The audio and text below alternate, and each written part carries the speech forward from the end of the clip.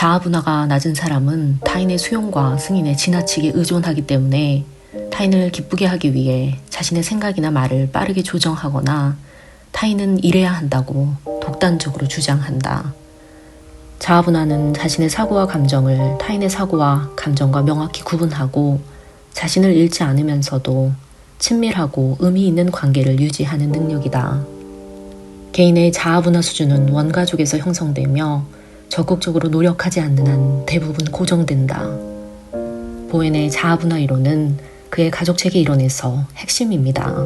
자아분화 개념은 한 사람이 자신의 사고와 감정을 구분하고 조절할 수 있는 능력을 뜻하죠. 즉, 감정이 폭발해도 이성적인 사고를 유지할 수 있는 힘의 정도를 의미합니다. 인간관계 속에서 자율성과 친밀성의 균형을 잡는 능력이기도 하죠. 나는 나, 너는 너라는 경계를 유지하면서도 인간관계를 지속할 수 있는 능력을 의미합니다.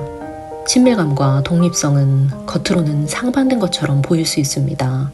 친밀성은 함께 있음을, 독립성은 홀로 서기를 뜻하기 때문이죠. 그러나 보엔의 자아분화 개념에서 적당한 균형은 이 두 가지를 동시에 유지합니다. 친밀감은 우리는 연결되어 있다는 뜻이고 독립성은 나는 나다 라는 뜻으로 해석되죠. 대부분의 사람들은 불안할 때 극단으로 치우치기 쉽습니다. 친밀감을 유지하려고 자기 의견을 포기하거나 독립성을 유지하려고 관계를 단절하죠. 사실 건강한 균형이란 나는 나, 너는 너이지만 우리는 연결되어 있다 라는 상태입니다. 나는 네 의견과 다르지만 너는 내게 소중한 사람이야 라는 태도라고 볼 수도 있죠. 참 신기한 것이 자아분화가 낮은 경우 불안을 조절할 수 있는 내적인 자원이 부족하기 때문에 외적인 조건으로 불안을 조절하게 됩니다. 이때는 갈등을 견디고 불안을 조절하는 힘이 약하기에 갈등이 있는 관계는 극단적으로 단절하거나 반대로 상대에게 완전히 맞추면서 표면적인 평화를 유지하려 하죠. 이런 낮은 분화 수준에서는 불안과 분노와 같은 감정에 쉽게 휘둘리기에 이성적으로 생각하는 기능이 약화되고 상대방의 감정과 자신의 감정을 혼동하면서 심리적인 융합이 일어납니다. 높은 분화 수준에서는 감정이 강할 때도 이성적인 사고 기능이 유지되기에 자신의 가치와 생각도 유지되면서 친밀하면서도 독립적인 관계가 가능하죠. 즉, 자아분화는 감정에 압도되지 않고 사고를 유지하는 힘, 그리고 관계 안에서 자기 자신을 잃지 않는 힘입니다. 보엔은 이를 연속선으로 보았죠. 자아분화 수준이 낮으면 정서적인 융합이 심하고 자아분화 수준이 높으면 독립성과 친밀성이 적절한 균형을 이룹니다. 이를 4단계로 살펴보면 첫 번째는 자아분화 수준이 매우 낮은 경우입니다. 자아분화 수준이 0에서 25점 수준인 경우 이성적인 사고 기능이 감정에 휘둘리는 특징이 보입니다. 감정이 올라오거나 불안하면 이성적인 사고 기능이 마비되고 감정에 완전히 휘둘리죠. 자아분화도가 낮을수록 불안과 분노, 두려움 같은 감정이 일어날 때 내가 느끼는 건 감정이야. 잠깐 이성적으로 생각해보자 라는 사고가 약해지고 감정이 나의 행동과 판단을 지배하게 됩니다. 또한 정체성이 타인에게 의존된 경우가 많으며 내가 누구인지가 타인의 인정과 반응에 따라 결정되죠. 자아분화가 낮은 경우 관계적인 경계가 희미하고 내가 행복하려면 저 사람이 나를 인정해야 해 라는 생각을 하기 쉽습니다. 상대가 싫어하면 나는 가치가 없다는 생각이 들기 쉽기에 내 신념은 항상 타인의 기대를 따라갑니다. 가족 간의 자아분화 수준이 낮은 경우 부모와 자녀 또는 부부 간에 정서적으로 지나치게 얽혀있는 특징을 보이죠. 부모는 자녀를 자신의 연장선으로 여기면서 네가 잘해야 내가 자랑스럽지 라고 하거나 엄마가 우울하면 내 잘못이야 라고 생각하고 자녀는 부모 기분을 자기 책임으로 느끼죠. 이렇게 되면 자녀의 정체성이 제대로 만들어지지 않아 불안한 상태가 지속됩니다. 부부관계에서 심리적인 융합이 일어날 경우 자율적인 의견보다는 상대의 기분을 맞추는 상황이 일어나고 갈등 상황에서 대화보다는 침묵이나 회피 또는 과하게 순응하는 극단적인 패턴으로 긴장을 피하려 할 수 있습니다. 이는 건강한 친밀감이 아니기에 심리적인 억압이 일어나고 이런 부부관계는 숨 쉴 공간이 없는 것처럼 느낄 수 있죠. 남편이 기분이 안 좋으면 아내도 이유 없이 기분이 안 좋아지면서 당신이 괜찮아야 나도 괜찮은데 라는 식으로 융합적으로 움직이게 되고 장기적으로 불만이 누적되면서 정서적으로 멀어지는 일이 흔하게 일어납니다. 융합된 가족관계의 뿌리를 살펴보면 내 감정을 조절할 힘이 약하고 불안하기에 상대방의 감정에 의존하게 되고 불안이 커질수록 자기다움보다는 관계 유지를 위한 자기 포기가 점점 심해지죠.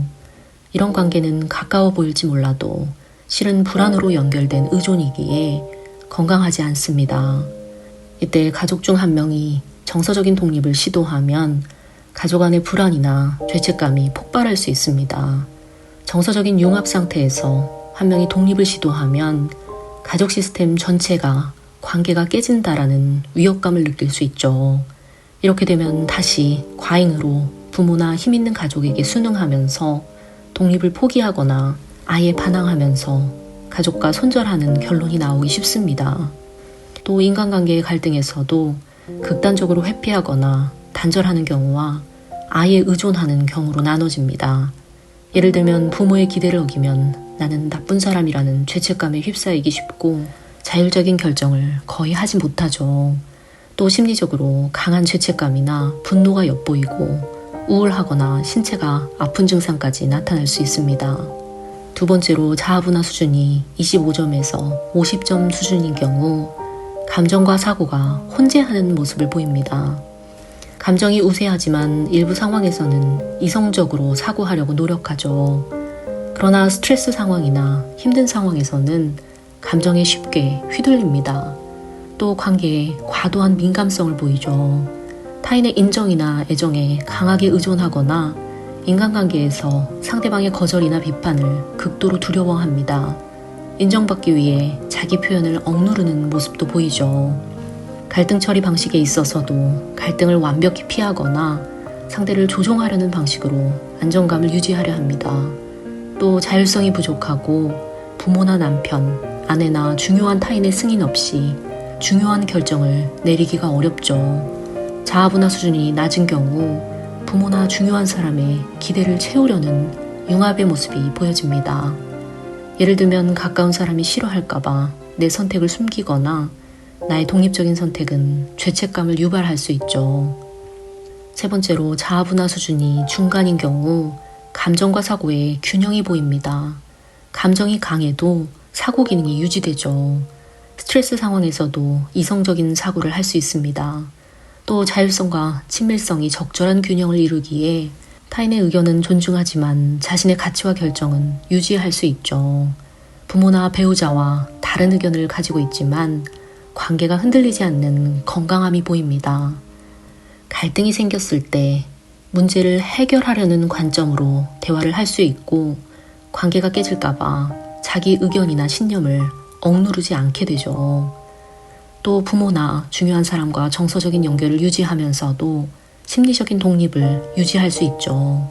부모가 반대해도 자신만의 길을 걸을 수 있으며 그럼에도 부모의 의견을 존중할 수 있습니다. 또 감정 표현을 할 수 있지만 그 표현이 과민하거나 공격적이지 않은 이성적인 모습을 보이죠. 자아분화 수준이 매우 높은 단계에 있는 경우 감정과 사고의 완전한 통합이 이루어졌다는 특징을 보입니다. 감정을 억압하지 않으면서도 이성적인 판단을 유지하죠. 이 수준에서는 감정을 중요한 신호로 보지만 감정이 행동을 좌우하지는 않습니다. 또 완전한 심리적인 자율성이 있기에 자기 가치와 욕구를 명확하게 알고 타인의 인정이나 반응에 의존하지 않고도 자아 안정성이 유지되죠. 친밀한 사람을 사랑하면서 자율성을 침해하지 않고 고립하려 하지 않으면서 그렇다고 상대와 융합하기를 원하지도 않습니다. 의견 차이를 두려워하지 않고 성숙한 대화를 나눌 수 있죠. 간혹 우리 주변에 자율성을 가지고 자기 신념을 지키는 사람에게 자기중심적이라고 비난하는 경우를 볼 수 있는데요. 자기중심성은 자기 신념을 따르기 위해 타인을 무시하는 것이지만 자율성은 자기 신념을 지키면서 타인의 신념도 존중해주는 것이죠.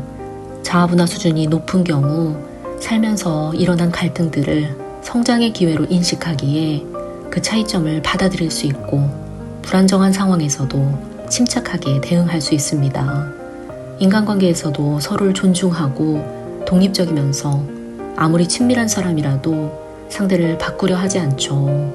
그렇다고 상대와의 관계를 위해 자신을 희생하거나 자신을 완전히 저버리는 행동도 하지 않습니다.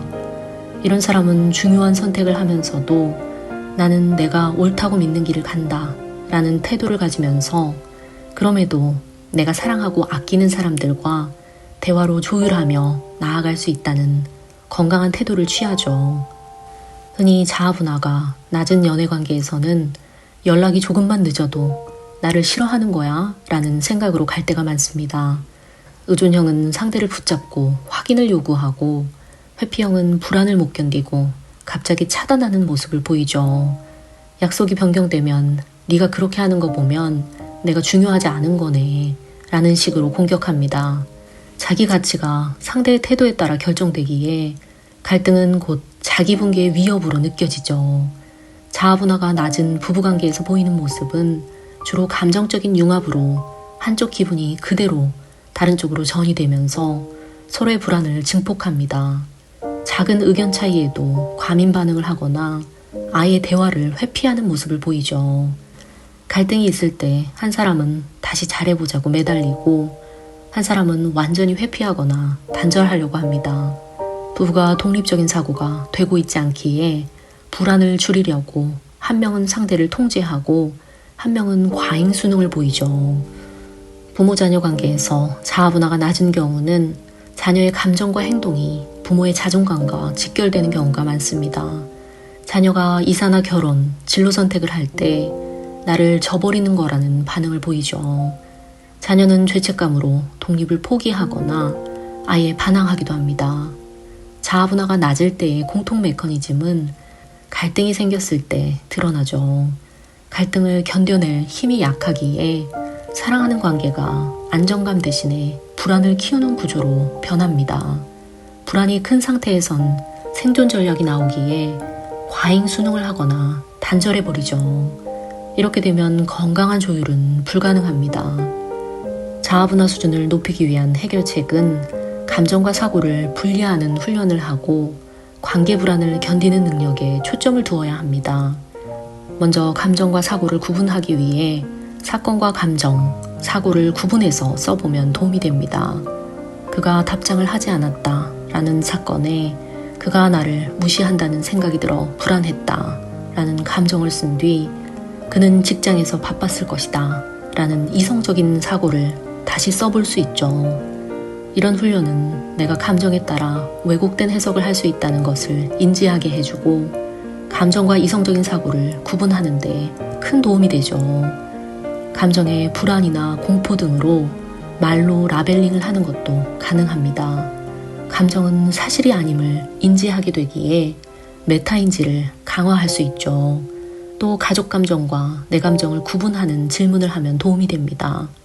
이건 엄마 감정이 들어온 건가? 아니면 내 안의 감정인가? 이건 엄마의 불안이네. 내 문제가 아니구나. 라고 구분해 봅니다.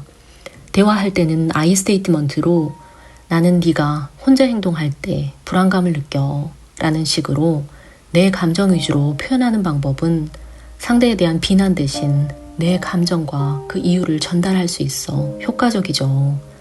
또 인간관계에서도 나는 나고 너는 너야 라는 태도를 잃지 말아야 합니다. 관계에서 갈등이 생겨도 즉시 단절하거나 순응하지 않고 불안을 견디며 대화하는 연습이 필요하죠. 가족관계에서는 감정은 공감하되 내 선택은 명확하게 하는 연습을 해야 합니다. 엄마가 불안해하는 거 알아. 하지만 내 선택은 이거야 라는 식으로 연습할 수 있죠.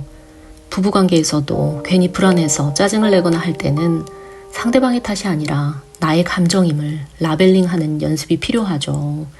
또 내 생각은 이렇고 네 생각도 궁금해 라는 태도로 서로의 다른 의견을 편안하게 받아들입니다. 부모가 각각 독립된 자아로 존재할수록 자녀는 자신의 자아를 자유롭게 발달시킬 수 있다. 자아분화는 이기적이지 않으면서 자신을 위해 행동하고 자기 희생적이지 않으면서 타인을 위해 행동할 수 있는 능력을 의미한다. 오늘 하루도 자신의 의견을 건강하게 지키면서 가까운 사람들을 소중하게 대할 수 있는 시간 보내시기를 응원합니다.